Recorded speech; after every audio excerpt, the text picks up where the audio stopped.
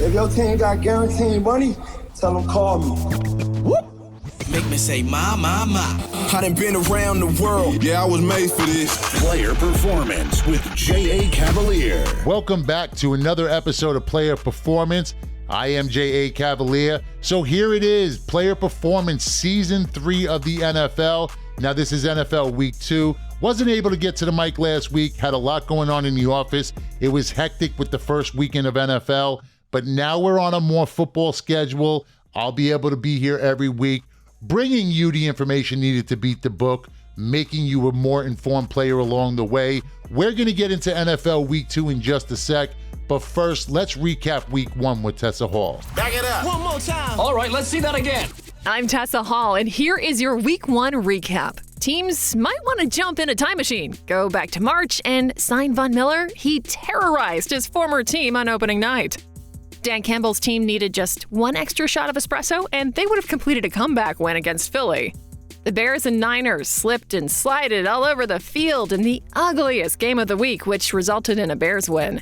Joe Burrow might need the Jameis Winston LASIK surgery after throwing it to the wrong team 4 times. Tyreek Hill talked about how big Mike Daniels' nuts were after the Patriots game. That should tell you who won. Baker, you were so close. But the Brownies burned you in the last minute. The Colts' terrible losing streak in Week 1 was delayed? They tie in Week 1, and everyone has to write the annoying extra 1 for the next 17 weeks. The Falcons look so good, then remember they are trying to secure the first overall pick and laid off. Lamar danced on the grave of his dead contract talks with a big Week 1 win over New York. Oh, and the other New York actually has the state smiling. The Giants and their gutsy head coach grinded out a road win. Carson Wentz tried to put a bow on the Jags game and hand it to them, but Trevor Lawrence is a nice guy and refused to take it. Aaron Rodgers' drug dealer couldn't get past security, and it showed in a bad loss. The Chargers tried to charger their way out of a win, but Derek Carr one-upped them all. There is no way Kyler Murray put in his mandatory studying time before a big loss to Kansas City. The Bucks turned Jerry World into an arena of sadness on opening night. Let's ride to the loss column Broncos country. Welcome back, Tessa. Good to have you back. I mean, it's very exciting. Another season of Player Performance, another season of the NFL. I mean, by far, hands down, the best NFL handicapping show in the industry. So, of course, it's everyone's favorite podcast, brought to you by everyone's favorite capper, yours truly. In service last week, 9-1. We did cash on both max bets, the Pittsburgh Steelers, outright, easy wire-to-wire point spread cover, and then the Baltimore Ravens winning in a rout. We look to keep that going. I'm going to go into every game for a Sunday. I'm either going to give you a side total or prop for that game. Also, drop in the comments below. J.A. gives back. Someone's going to win a $250 Amazon gift card. That's J.A. gives back. Drop it in the comments below. So here we go. The money train is pulling out right into NFL Week 2. All aboard. Jump on the money train. Here we go. Miami at Baltimore. Ravens are laying 3.5. The total here is set at 44.5. This one opened up at 45.5, has already dropped the point. I'm going to be honest, I don't want anything to do with the side in this game. I don't trust either quarterback.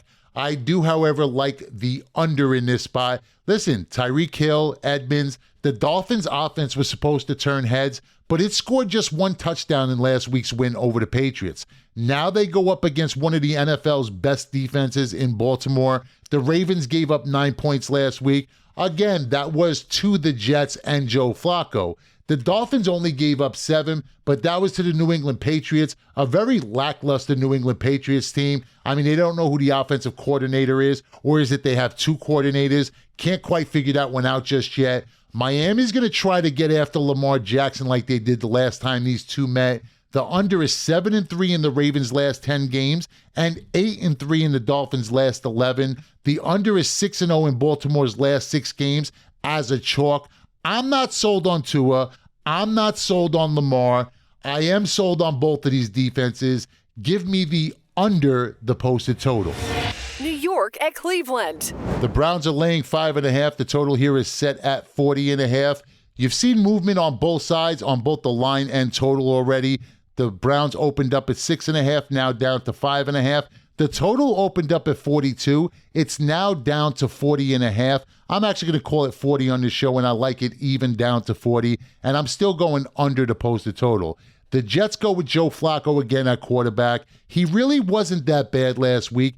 Actually moved the ball in the first half until he threw the interception. He ends up finishing with 307 yards passing and a touchdown. Of course, they still lost. He is now 0-8 in his last 8 starts. The Browns beat Carolina in a ridiculous game, scoring 26 points. These are two very mediocre offenses, both playing with backup quarterbacks. The defenses aren't that bad, and these two teams do have history. The last 4 times they've played each other, the game totals were 39, 26, 38, and 31. In their last 10 games, the average total is 39 points. The total's gone under in 4 of Cleveland's last 5 games, 5 of their last 6 at home, and in 4 of their last 5 against the Jets.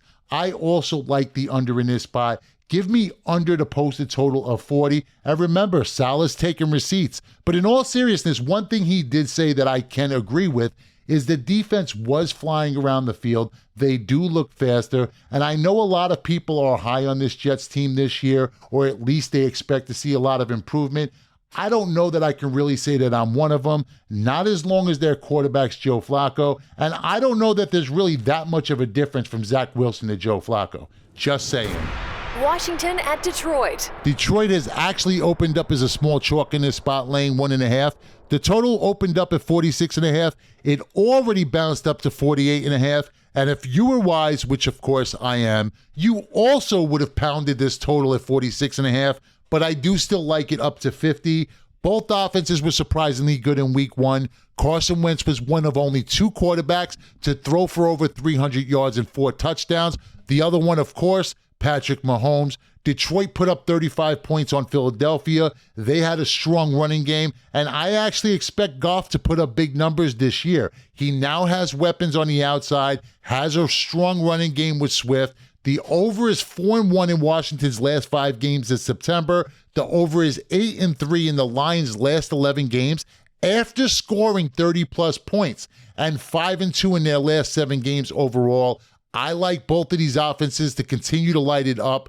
Give me the over the posted total. As stated, I'm good with this line going up to 50. Right now at 48.5.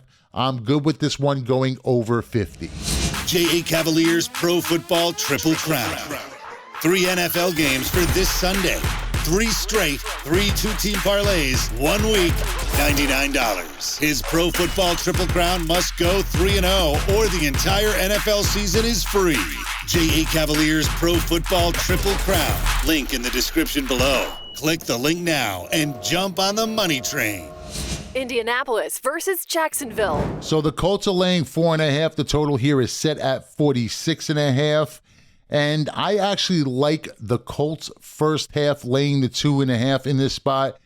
I'm confident that this Colts team is better than a week 1 tie to Houston, but history does repeat itself, and the Colts have been historically bad in week 1. They were riding an 8-game losing streak in week 1. Of course, they tied last week to Houston, but didn't cover the numbers, so for all I care about, they just lost the game, right? Now 9-game losing streak in week 1. Week 2 is going to be a little bit different, and the offense is going to have to learn from their mistakes. You expect a little bit more continuity in this spot. It's just the offense getting on the field, learning, playing together, and I really do like them in this spot here. The Jaguars started extremely slow against Washington last week. They scored just 3 points in the first half. Last year, Jacksonville was 5-12 against the spread in the first half, worst in the league. Indianapolis, on the other hand, 12-5 against the spread in the first half. That's best in the league. This Indianapolis defense will shut down the run game just as they did to Houston last week. I mean, Houston's lead in Russia through 5 quarters had like 40 yards. They're also going to force Lawrence into some turnovers, so I do expect a pick or 2. I expect the Indianapolis Colts to get off and running early. I'm going to take the Indianapolis Colts first half, lay the 2.5. Tampa Bay at New Orleans. The Buccaneers are laying 2.5. The total here is set at 44.5. The total in this game hasn't budged. The Bucks did open up as a 3-point chalk. That has come down 0.5 point. And a lot of sharps I know actually like the Saints in this spot. I'm not one of them. Full transparency, I don't like the game itself. I do, however, love the total in this spot, and I like over the posted total, over the 44.5. Look, the Saints have owned the Buccaneers, winning 7 of the last 8 matchups. New Orleans covered in 7 of those 8 as well. Brady has yet to beat the Saints in a regular season game, and he might this time around, but I do like Brady to push this game over the posted total. The last 10 times these teams have played, they've averaged 51 points per game. 4 of the last 5 times that they've played in New Orleans, the total has gone over. The over is 21-5-1 in Tampa's last 27 after allowing fewer than 15 points the previous game. Take the over the posted total. Don't overthink this one. Bucks, Saints, over the posted total. Way over the posted total. Carolina at New York. The Giants are laying 1.5. The total here is set at 43.5. A little bit of movement on both the line and total, but nothing too substantial. This one was actually rather easy for me. Look, some humans are late bloomers. Some teams are late starters. The Giants and Panthers are just that. New York didn't score a point in the first half. The Panthers scored just 7. Last year, the Giants were 10-6-1, hitting under the posted total in the first half. And the Panthers averaged less than 8 points in the first half down the final stretch. Both of these teams thrive running the ball, and really when you look at it, these two teams are mirror images of one another. Both teams have above average defenses, both teams below average quarterbacks, but they both have elite running backs. Saquon Barkley looked electric last week, and Carolina is going to have to implement more McCaffrey in this game. So what's going to happen? They're going to run the ball, keep the clock moving. I'm not going to trust either team in this. I will, however, trust both running games and both defenses. I expect slow pace to start in this game. I think we hit under the posted total in the first half with points to spare. Give me under the posted total of 21.5 in the first half. Carolina Panthers, New York Giants. New England at Pittsburgh.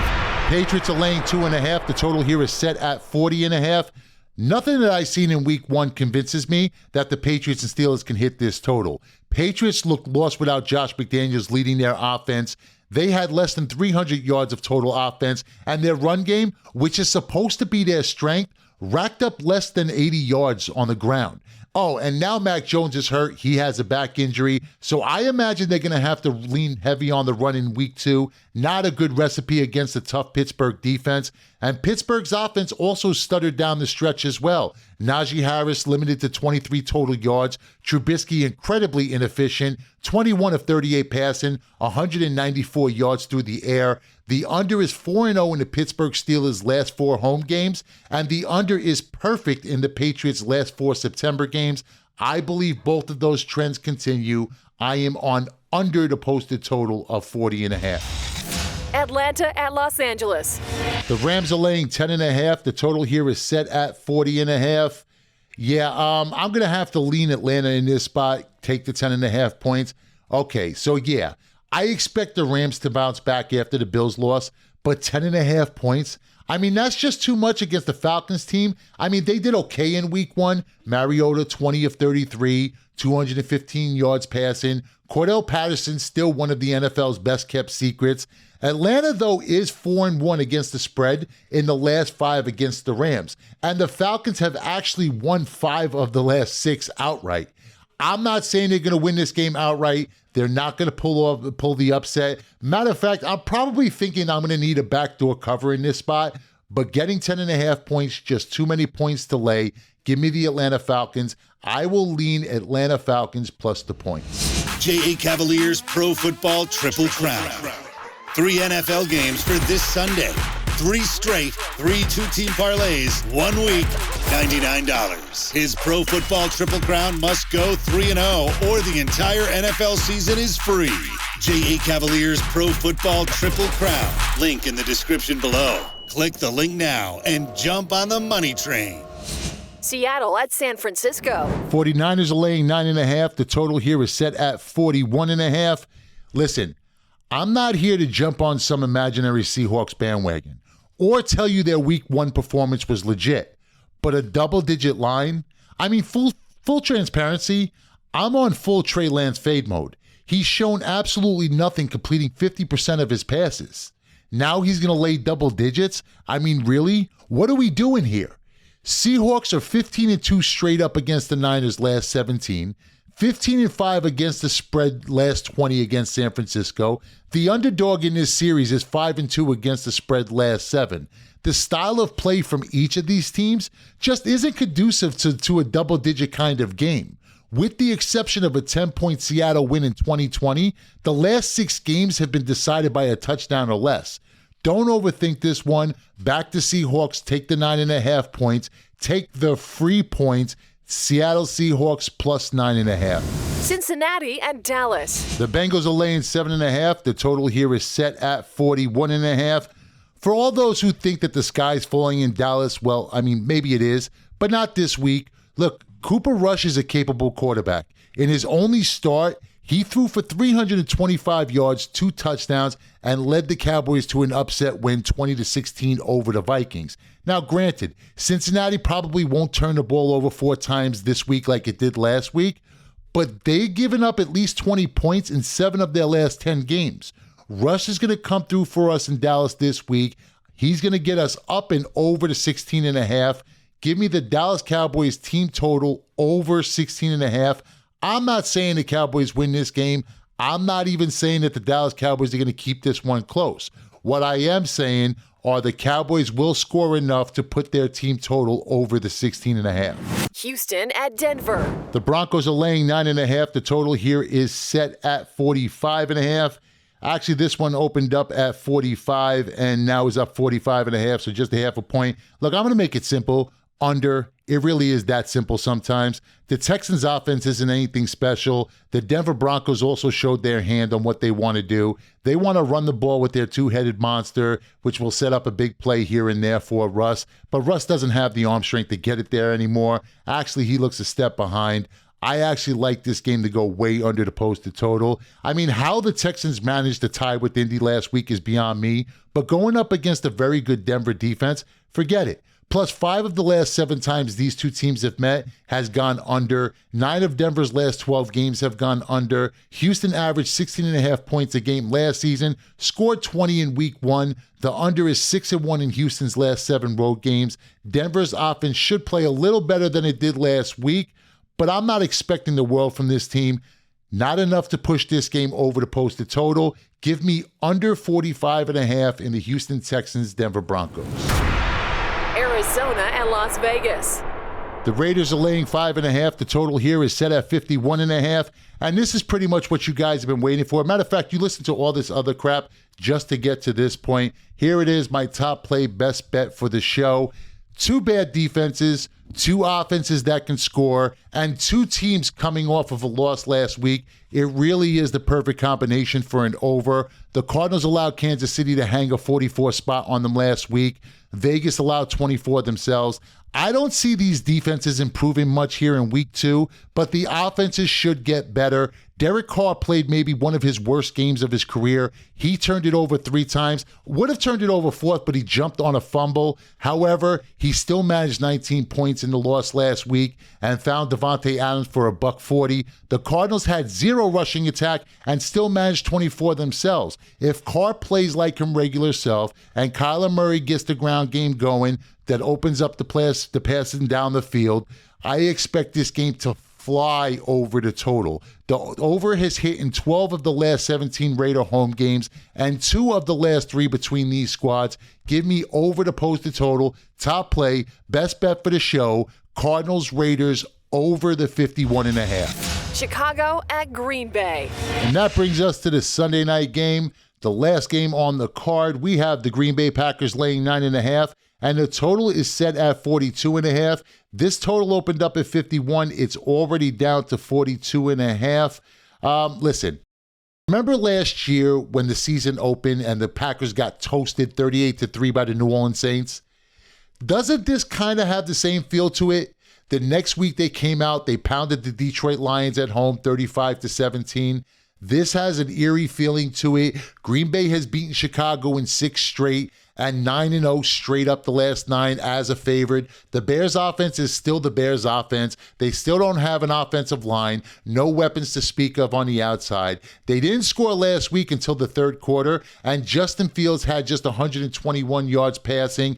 The Packers have won 6 of their last 7 against the Bears by an average of 10-plus points. Packers win big in this one. I actually like the Green Bay Packer team total over 26.5 points. I think they're going to pile up on the points. They usually like to pile it up. And listen, Aaron Rodgers will tell you himself, he absolutely owns the Chicago Bears. So take the Green Bay Packers team total over 26.5. J.A. Cavalier's Pro Football Triple Crown. 3 NFL games for this Sunday. 3 straight, 3 two-team parlays, 1 week, $99. His Pro Football Triple Crown must go 3-0 or the entire NFL season is free. J.A. Cavalier's Pro Football Triple Crown. Link in the description below. Click the link now and jump on the money train. That's right, guys. Get to ylose.com. That's the letter Y, LOSE.com. Day, week, month, season passes available. That's ylose.com. The letter Y, LOSE.com. Big players, of course, we got you covered as well. Get to ylose.com. The letter Y, LOSE.com. Be sure to subscribe and like, set your alerts. This show will drop every week. And if you haven't done so, drop in the comments right now, J.A. gives back. Someone's going to win a $250 Amazon gift card. That, of course, is random. Until next week, guys, remember, bet with your heads, not above them. Day, week, month, and season packages available on ylose.com. That's the letter Y, LOSE.com.